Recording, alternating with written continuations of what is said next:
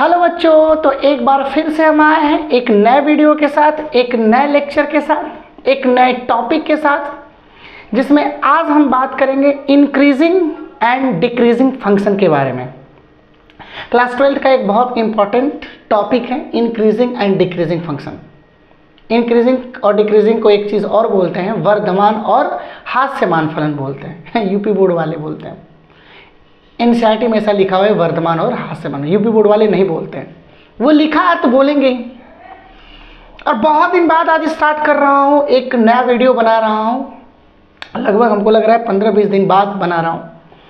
और इसके पिछले वाले वीडियो में हमने फंक्शन मतलब लिमिट और कंटिन्यूटी पढ़ा था। फंक्शन तो बहुत पढ़ चुके हैं, हाँ लिमिट और कंटिन्यूटी में फंक्शन का यूज होता है।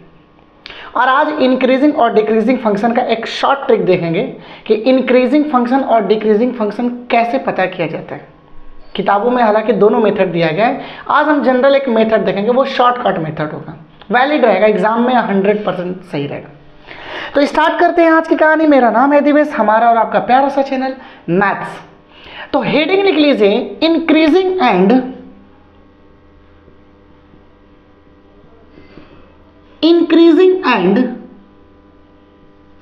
Decreasing function. Increasing and decreasing function बोले तो वर्धमान एंड, बाइलिंगुअल चलते हैं, हिंदी में भी सही रहेगा और इंग्लिश में भी सही रहेगा। वर्धमान और हास्यमान फलन, वर्धमान और हास्यमान फलन। देखिए बोर्ड एग्जाम से बहुत इंपॉर्टेंट टॉपिक है। बोर्ड एग्जाम से मैं लिख दे रहा हूं फॉर बोर्ड्स 2025 के इंपॉर्टेंट पॉइंट ऑफ व्यू से बहुत इंपॉर्टेंट है। क्या होते हैं इंक्रीजिंग और डिक्रीजिंग, पहले ग्राफ बना लेते हैं। मान लीजिए कि कोई ग्राफ हमारा ऐसे चला, टिंग लिंग लिंग लिंग लिंग, ठीक ऐसे कोई ग्राफ चल रहा। अब इसमें विशेषकर 2-3 पॉइंट को ध्यान देना है, मतलब इस ग्राफ में 2-3 पॉइंट ले लेते हैं। मान लेते हैं एक पॉइंट यहां ले लेते हैं, टक टक टक टक टक टक टक टक टक टक टक टक टक, मान लो ये x1 है। एक पॉइंट यहां पे ले लेते हो, टक टक टक टक टक टक टक टक टक टक टक टक टक टक टक टक, ये क्या है x2। चिच्ची, इसको x2 ले लेते हैं, टक टक टक टक टक टक टक टक टक टक टक टक टक, ये क्या हो गया x2। फिर ये पॉइंट ले लेते हैं, टक टक टक टक टक टक टक टक टक x3। और फिर एक ये पॉइंट ले लेते हैं, यहां पे मान लेते हैं ये क्या दे दिया है x4, ये x3 और ये क्या हो गया x4। ठीक, 4 पॉइंट हमने ले लिया, x1 x2 x3 x4, कोई ग्राफ ले लिया फॉर एग्जांपल के तौर पे। अब अगर हम ध्यान दें तो जैसे जैसे तुम यहां से x1 से तुम आगे बढ़ोगे, समझना, जब x1 से तुम आगे बढ़ोगे तो इधर जाओगे तो x की वैल्यू बढ़ती है और ऊपर जाओगे तो y की वैल्यू बढ़ेगी। अच्छा उल्टा सोचो कि अगर तुम इधर आओगे तो x की वैल्यू घटेगी और इसमें नीचे आओगे तब y की वैल्यू घटती है। भाई क्या होती है, x इंक्रीज कब करते हैं, ये तुम्हारी x एक्सिस हो गई, ये तुम्हारी y एक्सिस हो गई, तो ओरिजिन से जब तुम राइट में जाते हो तो x की वैल्यू बढ़ जाती है और अगर ओरिजिन से लेफ्ट में जाओगे तो x की वैल्यू डिक्रीज कर जाती है। समझ रहे हो। सिमिलरली जब तुम ओरिजिन से ऊपर जाओगे तो y की वैल्यू बढ़ेगी और जब नीचे आओगे तो y की वैल्यू घट जाती है। तो विशेषकर हमें पॉइंट देखना है कि x की वैल्यू किस इंटरवल में बढ़ रही है, x की वैल्यू किस इंटरवल में मतलब y की वैल्यू किस इंटरवल में, x के किस इंटरवल में बढ़ रही, y की वैल्यू x के किस इंटरवल में घट रही। अभी छोड़ो, पहले ये दिखाते हैं। सो अगर तुम यहां से यहां तक जाओगे मेरे बच्चे तो x की वैल्यू बढ़ रही है। अब देखो x की वैल्यू बढ़ी तो साथ साथ हमारी ग्राफ ऊपर चढ़ रही। x की वैल्यू बढ़ रही तो हमारी ग्राफ क्या कर रही है, ऊपर चढ़ रही। x की वैल्यू बढ़ रही तो यहां से लेके यहां तक ग्राफ ऊपर चढ़ी। अब इस पॉइंट के बाद फिर अब यहां से x की वैल्यू बढ़ी तो अब देखिए ग्राफ यहां से लेके यहां तक नीचे आ रही। तो इस वाले इंटरवल में x1 से x2 में x की वैल्यू बढ़ने पर हमारी y की वैल्यू बढ़ रही है। भाई देखो ना, इस पॉइंट पर y की वैल्यू ये होगी, इस पॉइंट पर y की वैल्यू ये होगी, इस पॉइंट पर y की वैल्यू ये होगी, इस पॉइंट पर y की वैल्यू ये होगी, इस पॉइंट पर y की वैल्यू ये होगी। तो यहां से यहां तक बढ़ने पर, यहां से यहां तक जाने पर ग्राफ ऊपर चल रहा, मतलब y की वैल्यू बढ़ रही। तब हम कहेंगे x1 x2 इंटरवल में, x1 से लेके x2 इंटरवल में हमारी फंक्शन वर्धमान है। इंक्रीजिंग है, x की वैल्यू बढ़ने पर y की वैल्यू बढ़ रही। इंक्रीजिंग का मतलब क्या होता है कि एक क्वांटिटी के बढ़ने पर दूसरी क्वांटिटी भी बढ़ जाए। इंक्रीजिंग का मतलब क्या हुआ, x के बढ़ने पर y की वैल्यू बढ़ जाए, या x के घटने पर y की वैल्यू, बोलो x के घटने पर y की वैल्यू घट जाए। x बढ़ रहा, y बढ़ रही, x घट रहा, y घट रहा, ये इंक्रीजिंग होता है। देखो ना, यहां से यहां तक के इंटरवल में, इसको पहले मिटा देते हैं, इसको पहले मिटा देते हैं फिर समझाते हैं। यहां से जब यहां चल रहे हो x1 से x2 तक, तो x1 से x2 में x की वैल्यू क्या कर रही है, बढ़ रही। भाई जैसे जैसे जैसे जैसे तुम आगे जाओगे वैसे वैसे वैल्यू बढ़ती है, जैसे जैसे जैसे तुम आगे जाओगे वैसे वैसे वैल्यू क्या करती रहती है, बढ़ती रहती है। 1 मिनट, थोड़े मार्कर को इंक पिला लेते हैं तब समझाते हैं।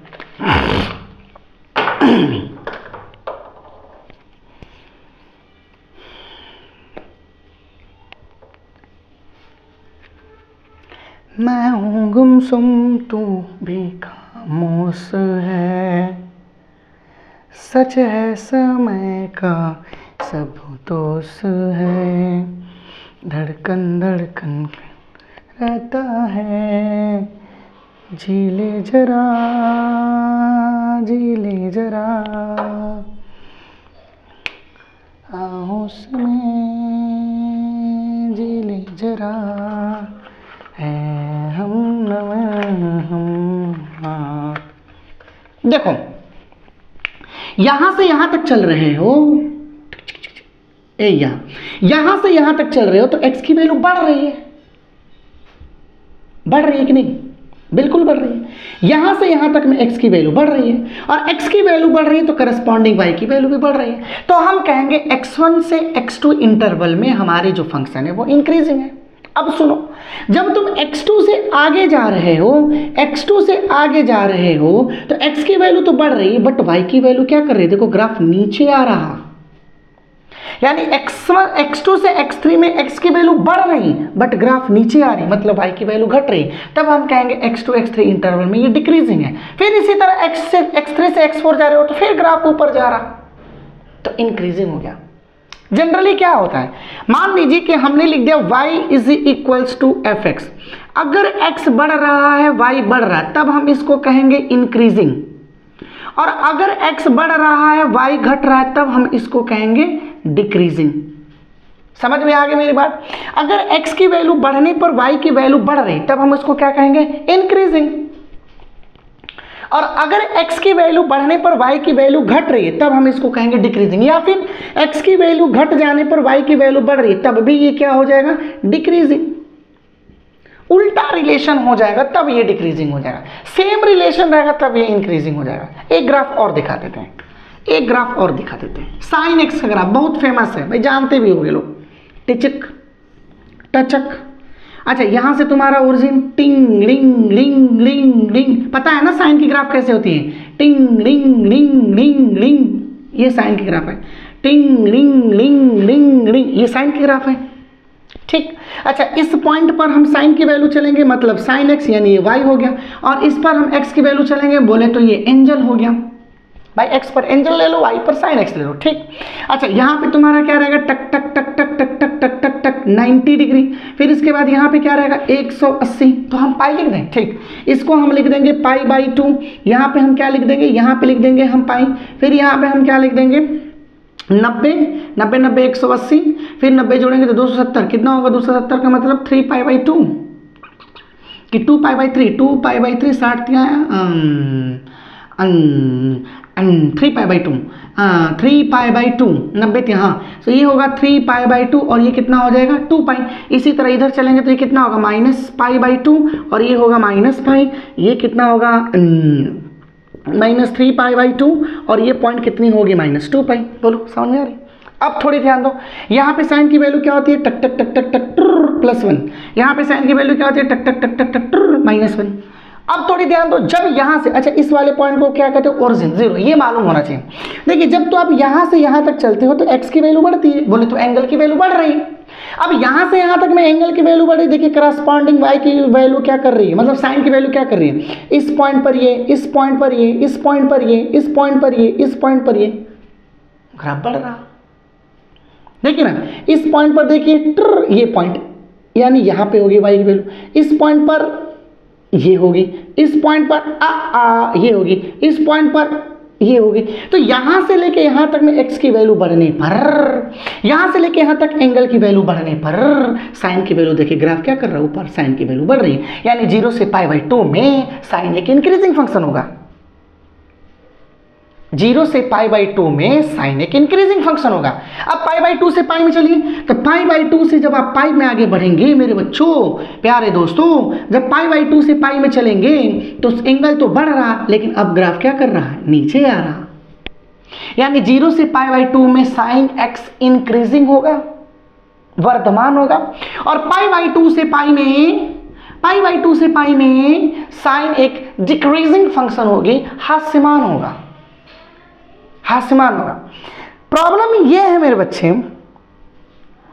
कि हर एक फंक्शन का ग्राफ खींचना बड़ा मतलब लेंदी प्रोसेस हो जाए। हर एक फंक्शन का ग्राफ खींचो, कोई दिया हुआ है function y is equal to कुछ x का फंक्शन दिया, उसका ग्राफ खींचो, फिर ट्रेस करो, ये बहुत लेंदी प्रोसेस है। अब देखते हैं एक शॉर्टकट प्रोसेस, देखते हैं कि कैसे डिटरमाइन किया जाता है, कैसे आइडेंटिफाई किया जाता है कि एक गिवन फंक्शन इंक्रीजिंग है कि डिक्रीजिंग है। ओके, तो देखते हैं, स्टार्ट करते हैं आज की क्वेश्चन के साथ एक कहानी। मेरा नाम है दिवेश, हमारा और आपका प्यारा सा चैनल मैथ्स। खैर, test for increasing and decreasing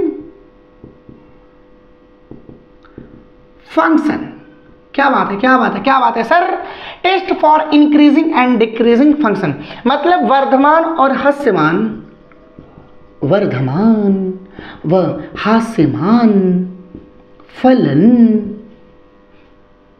का परीक्षण। सर परीक्षण तो व्हीकल्स होता है, लॉन्च होती है, आप किसका परीक्षण। देख लो, सबसे इंपॉर्टेंट चीज बता रहे हैं, किताब में दिया हुआ है, जैसे मान लो y is equals to fx कोई फंक्शन है, ठीक, y कोई x का फंक्शन है, चाहे वो साइन का, चाहे वो ट्रिग्नोमेट्री फंक्शन हो सकता है, चाहे वो एक्सपोनेंशियल फंक्शन हो सकता है, चाहे वो लॉगरिथम फंक्शन होता है, हो सकता है, चाहे वो अलजेब्रिक हो सकता है, कच्छू हो सकता है। और कह रहा कि हमने 2 वेरिएबल चुना x1 एंड x2, और मान लो x1 is greater than x2 है, तब y1 कितना होगा, y1 बराबर होगा f1x और y2 बराबर कितना होगा f2x। अब सुनो, x1 is greater than x2 है, तो अगर y1 is greater than y2 हो जाएगा तब वो इंक्रीजिंग होगा। x1 x2 से बड़ा है, तो अगर y1 y2 से बड़ा होगा तब इंक्रीजिंग होगा। और अगर मान लो x1 बड़ा हो गया x2 से, यहां उल्टा दे दें, x2 बड़ा हो गया x1 से, और इंप्लाइज करेगा कि x2 छोटा हो गया x1 से, आय हाय हाय हाय हाय, fx2 छोटा हो गया fx1 से, तब ये एक डिक्रीजिंग फंक्शन हुआ। यहाँ x2 बड़ा है x1 से, और x2 की वैल्यू रखने पर fx2 की वैल्यू छोटी हो जा रही है fx1 से, तब ये डिक्रीजिंग होगा। देखिए ये सब आपको नहीं करना है, मैं बता रहा हूँ क्या करना है, मैं बता रहा हूँ, इसलिए तो मैंने इस वीडियो को हम स्पेशल वीडियो भी कह सकते हैं, short method and easy method. Easy method सुनो क्या करना है। Number 1, y is equals to fx, given function है। अब जो फंक्शन दिया हुआ है उसका x के रिस्पेक्ट में डिफरेंशिएट करो। अगर x का फंक्शन है तो x के रिस्पेक्ट में, अगर थीटा दिया रहेगा तो थीटा के रिस्पेक्ट में, अगर मान लो कि z का फंक्शन है तो z के रिस्पेक्ट में। सेकंड, डिफरेंशिएट द फंक्शन, मैंने बस लिख दिया डिफरेंशिएट द फंक्शन, क्योंकि यहां पे x है इसलिए मैं लिख रहा हूं विथ रिस्पेक्ट टू x। जो दिया हुआ फंक्शन है उसको डिफरेंशिएट कर दो। डिफरेंशिएट का मतलब होता है अवकलन करो, किसके रिस्पेक्ट में, x के रिस्पेक्ट में। अरे x दिया है तो हमने x लिख दिया, मान लो कि यहां पे हम z लिख दे तो यहां पे हम z लिखेंगे, ठीक। अब differentiate the function with respect to X, we get the first derivative, क्या है, we get y dash, that is first derivative,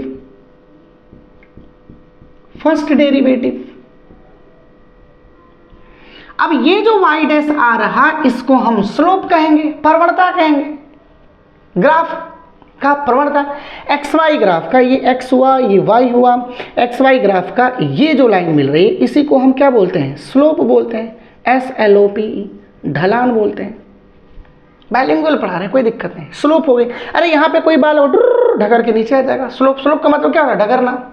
यहाँ पे एक बाल रखो ढकर के नीचे आएगा, तब ये जो लाइन है इसको हम कहेंगे y-x ग्राफ का स्लोप। तब ये जो लाइन है इसको कहेंगे y-x ग्राफ का स्लोप। याद करो वेलोसिटी टाइम ग्राफ में पढ़ाया जाता था, ये टाइम हो गया, ये वेलोसिटी हो गई, तो ये स्लोप होता था। तब हम इसको कहते थे कि ये जो स्लोप है वो VT ग्राफ का स्लोप, VT ग्राफ की ढलान। और VT ग्राफ की जो ढलान होती है dv/dt वो बताती है एक्सेलरेशन को, त्वरण को। So we get y dash, that is the first derivative, and this is the slope of the graph। क्या बात है, देखिए देखने में बड़ा कठिन लग रहा है, कितनी फॉलो स्टेप्स दिए हैं सर, फॉलो करना। अभी समझ लो क्या करना है, पहले जो फंक्शन दिया है वो लिख लेंगे, फिर फंक्शन का फर्स्ट डेरिवेटिव करेंगे। फर्स्ट डेरिवेटिव का मतलब एक बार अवकलन कर देना, डिफरेंशिएट कर देना। अब एक बार अवकलन करोगे तो जो चीज मिलेगी वो क्या करेगी, this is the slope of the graph, ये ग्राफ की स्लोप होगी, प्रवणता होगी। And it is represented by m is equals to dy/dx। By y dash का मतलब dy/dx। अब सुन लो इंपॉर्टेंट नंबर 4, बिठा दो इसको, नंबर 4। अब dy/dx निकालने के बाद मान लो कि dy/dx is equals to f'(x) है। सुन लो, मान लो कि dy/dx is equals to f'(x) है। अब सुनो इसके बाद क्या करना है, dy/dx is equals to f'(x) आ गया। अब x की वैल्यू रखो इसमें, डिफरेंशिएट करने के बाद जो आ रहा उसमें x की वैल्यू रखो। और अगर x की वैल्यू रखने पर if after putting the value of x, after putting the value of x, dy/dx is greater than 0 आ गया। अगर x की वैल्यू रखने पर dy/dx की वैल्यू 0 से बड़ा आ गया, dy/dx की वैल्यू 0 से बड़ा आ गया, तो 0 से बड़ा कौन से पॉजिटिव, 0 से बड़ा कैसा नंबर होता है, पॉजिटिव। तब function, then function is increasing, तब फंक्शन क्या होगा, ओहो इंक्रीजिंग होगी। And if dy/dx is less than 0, dy/dx 0 से छोटा हुआ x की वैल्यू रखने के बाद, देन द फंक्शन इज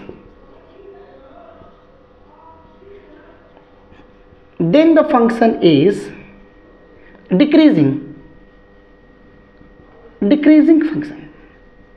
क्या बात है सर, मजा आ गया।